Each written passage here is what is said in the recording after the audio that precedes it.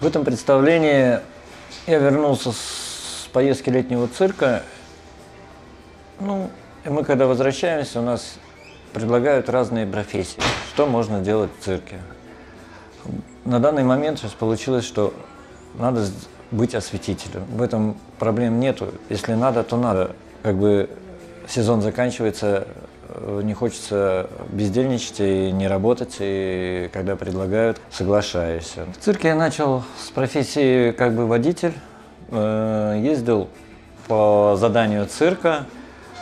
После этого как бы получилось, пригласили на работу в тот же цирк, только летний цирк, да, и там тоже надо было участвовать в работе цирка, в его реконструкции, там, в его постройке и катанием по Латвии. И получилось так, что летом получается, что мы уезжаем с летним цирком, зимой мы работаем здесь. Здесь я работал и столяром, и маляром. Конкретно так основной профессии не было. Было то, что я умею делать. В цирке всегда люди как бы работают не то, что вот профессия и профессия. Занимаются общим делом.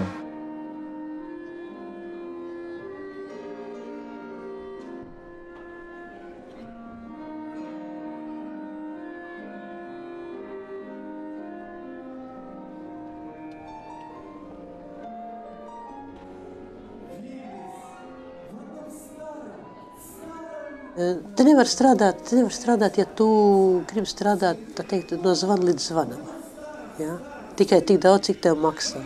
Jo visu laiku jādara kaut kas vairāk, jādara kaut kas ekstra, kaut kas ir, jārisina situācijas, tas ir dzīvesveids.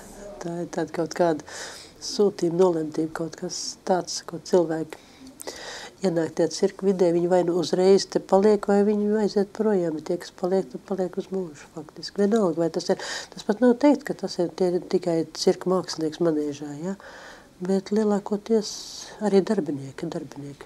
Vienalga, viņš ir vai nu biļešu kontrolieris, vai manēžas strādnieks, vai pat šofers, vai sezonas strādnieks, ja? Kad viņš tikai uz to izrāžu laiku atnāk. Bet pēc tam viņš atnāk jau 10 gadus pēc kārtas. Izlaižu laikā ir vien tie paši apkalpojušies personāls. Praktiski pilnīgi vienalga, no kurienes tu esi, ja? Galvenais, ko tu proti. Украина была с детства, постоянно деревня, дедушка, бабушка, как у многих других людей. Очень нравилось, пока деревня не начала, поселок перестал существовать. Все выехали, вот пришлось, отец как бы приехал сюда в Латвию и остался вот здесь.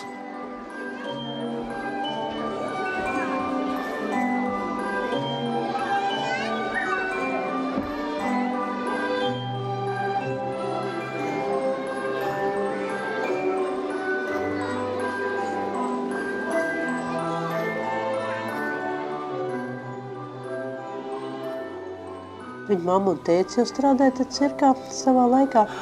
Oļegam jau ir pieredze, viņš jau tā teikt paralēli pa šo laiku ir apguvusi tā saukto šapitmeistara darbu. Ja? Viņš prot būvēt telts cirku. un viņš prot būvēt telts cirku, viņš pa šo laiku ir apgūs autovadītāju tiesības, lai viņš varētu braukt ar smagām mašīnām, ar piekabēm, tas viss, kas vajadzīgs klāt, vai ne, jo pasaulē, cik tad ir tās mājas, kur uz vietas dzīvo, tik un tā ir cirks un jāpārvadā. Un lūk, šis mūsu vasaras ceļošais telts cirks, ja, tas jau faktiski guļ uz Oļega sardnieciskiem pleciem, uz viņu to tehnisko varēšanu. Ja, un tas ir, viņš ir izaudzis. Un viņš ir izaudzis, līdz ar to viņš tajā cirkā, viņš ir sapratis jau tā cirka to maģisko, to būtību, ja, ka viņš ir viens no veidotājiem.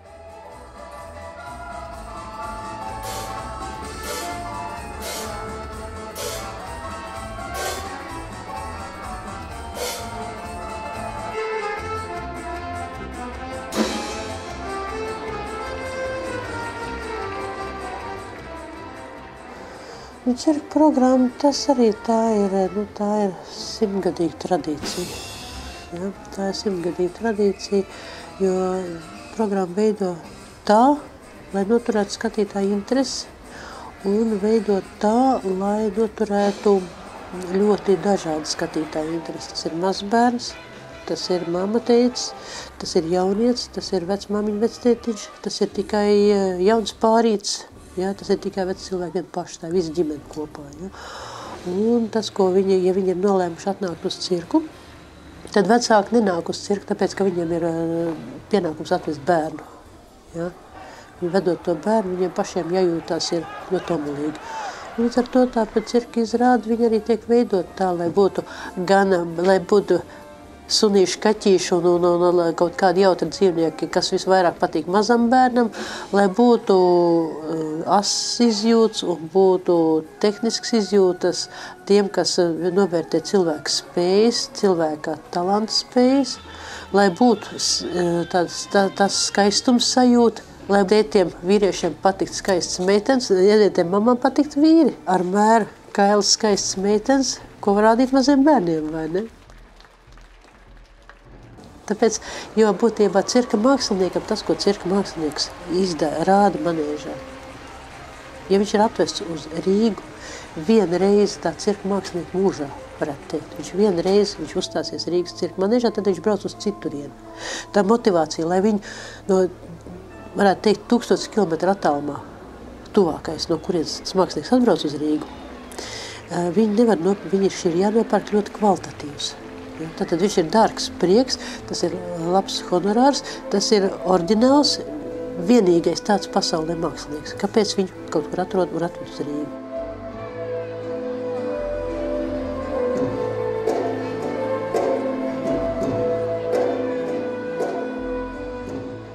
Ja, lūk, un šis uzdevums ir sabalansēt to kvalitāti ar to ģimenes pieprasījumu. Tajā programmā noteikti ir jābūt tradicionāli, ir jābūt dzīvniekiem, ir jābūt mājdzīvniekiem, ir jābūt lesoņām, ir jābūt ekskluzīviem dzīvniekiem.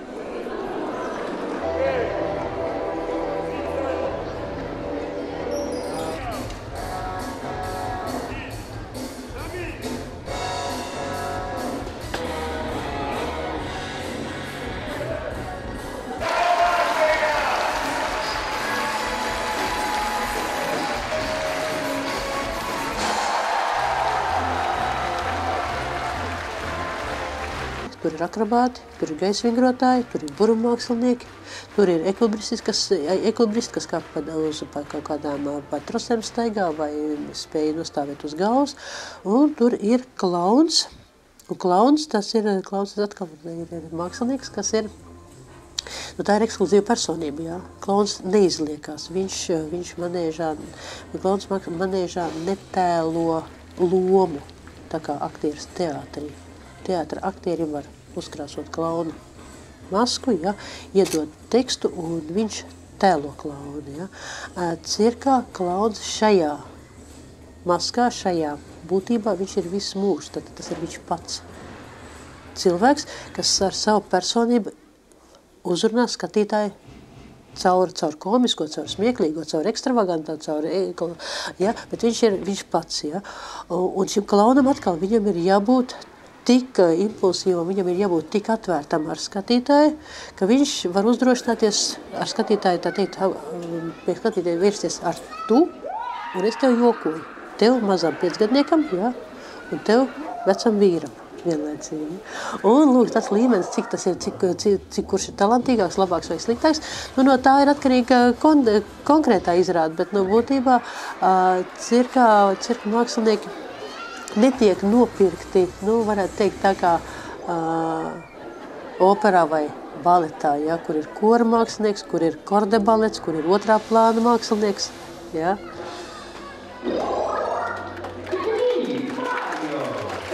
Дрессировщик тигров. Получилось так, что мы сдружились и как бы нашли общий язык, и он как бы попросил проследить поднятие клетки, установку реквизита, и вот. И это не как бы не считается то, что я там за это знаю, ну, должен получать там что-то деньги или что. Просто когда хорошие люди, очень, в принципе, с большим желанием помогаешь. Un Oļegs arī sapracīja to, cik daudz viņam ir jāuzņemās tajā saimnieciskajā daļā, lai tas cirks strādātu, ja? Tad viņš arī strādā, un viņš arī zina, kas tas ir, ja, tas darbs, un viņš ir atbildīgs par to. Un tā ir tāda, un viņš redz, tas ir tas svarīgākais, ka tev nav jāsaka, tu zini, tev tur tas jāizdara, nu kāpēc tu to nesi izdarījis, un tāpēc tev būs tas jādara, ja? Viņš jau pats zina, pēc tam man tas ir, bet tas jādara, un man ir jānorganizē vēl tur kaut kas tāds. Tā absolūti radoši pieeja tam, ko tu dari. Oļegs ir meistars, tā teikt, uz visām pusēm. Viņš var braukt, viņš var būvēt, viņš var metināt, viņš var sakārtot, satīrīt, izdarīt, izdomāt, jā, atrisināt kaut kādas tehniskās lietas. Jā. Izdomāt, kur dabūt to, kur to nopirkt, ko tajā konstrukcijā. Cilvēki no vienas puses, nu kā mēs esam, no vienas puses mēs varam normāli salamāties, no vienas puses viņš var nolamāt, tāpēc, ka viņš tev kaut ko noladerējis, viņš tev var pazust, bet no otras puses tu zini, ka viņi tā kā tāda aizmugurtā klients, ja, ka, ja tev viss triķi plīsīs, tie būs tie cilvēki, kas tev nenodod. Ja? Tie būs tie cilvēki, kas tev nāks 31. decembra naktī, arī vajag, viņš tev nāks 31. decembra naktī, ja? Viņš nāks uz to cirku, viņš darīs to darbu, tāpēc, ka vajag, viņš ir vajadzīgs tajā vietā.